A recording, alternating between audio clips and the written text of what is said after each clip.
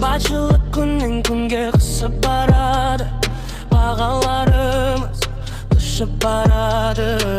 Лектегі жемқорлар білмеген сыпыр көзін қысып барады.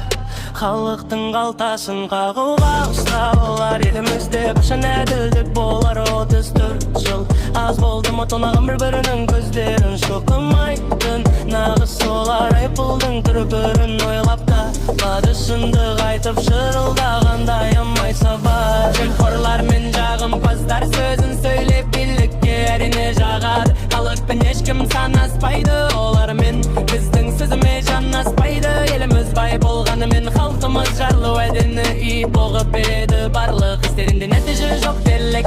Елімізде қашан шығады әлек, тек бәрлік қылып өтпен еш адамымызда бітті. Қазағы маңданатын уақытта жетті. Енді бізге ауыз тілік керек, тас тиіндей болып үш беререк түрісек. Жемқорлардың шаруасы осымен бітті.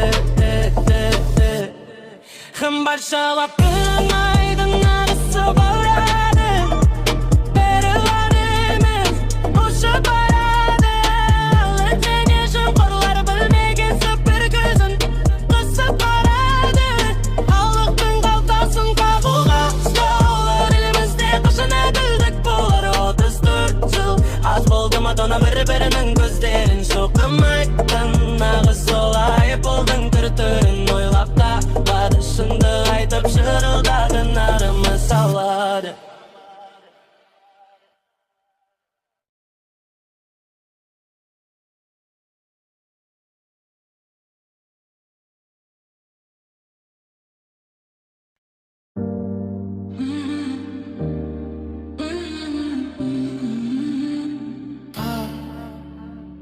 Қымбатшылық күннен күнге қысып барады, бағаларымыз түсіп барады.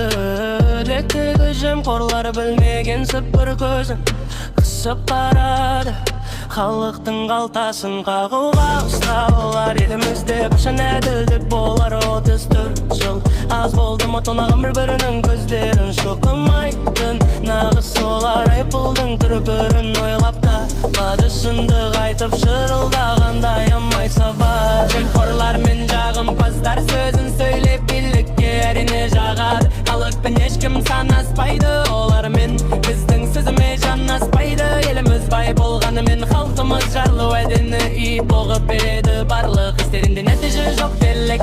Елімізде қашан шығады әлек, тек бәрлік қылып өтпен еш адамым